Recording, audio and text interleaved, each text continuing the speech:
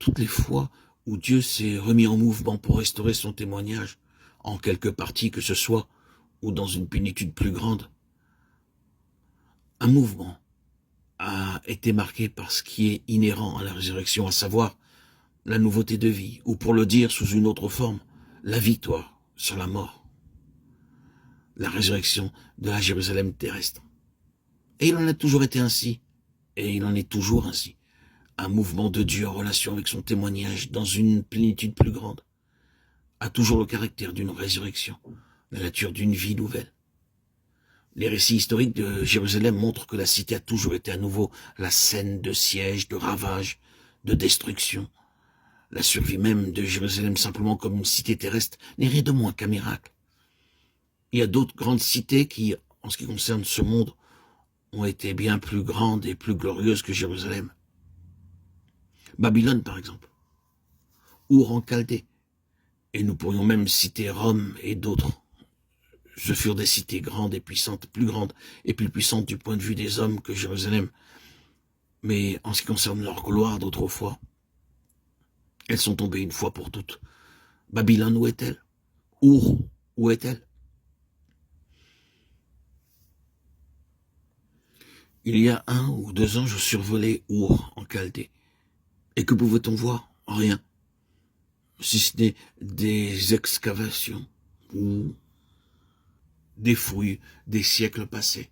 Et Rome, qu'est-ce que Rome, maintenant, comparé à la grande et glorieuse cité impériale des siècles passés? Une ombre remplie de monuments et de ruines, de choses qui parlent de la gloire passée. Ces cités sont tombées pour ne plus se relever comme elles étaient.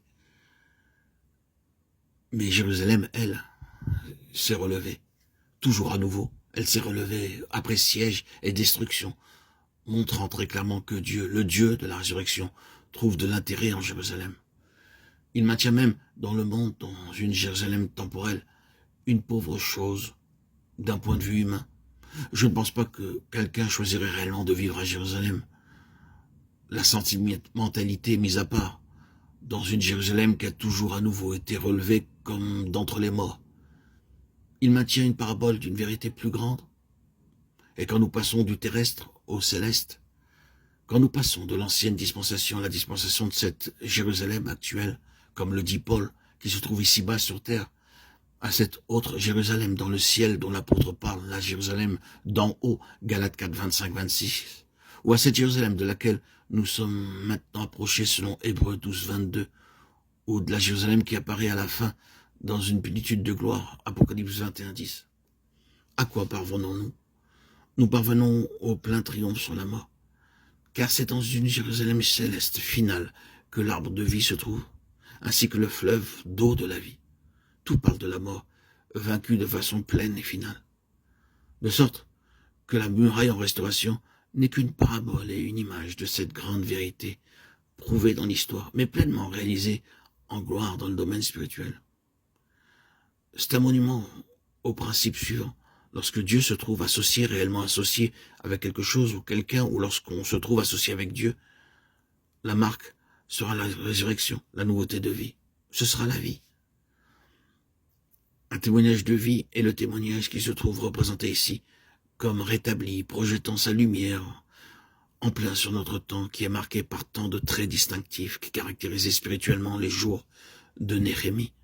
Dieu se mettra de nouveau en mouvement. Ne devons-nous pas dire que Dieu est de nouveau en mouvement? Dieu se mettra en mouvement pour mener à bonne fin, d'une façon nouvelle, dans un peuple, ce grand témoignage à l'indestructibilité de sa propre vie. Quelque chose qui déclare que sa vie, quoiqu'elle semble souvent entrer dans la mort, être engloutie, submergée, néanmoins, se relève. Cette vie ne peut pas être pleinement et finalement détruite. Un témoignage de vie, c'est un témoignage à ce que Dieu fait. Voilà le point.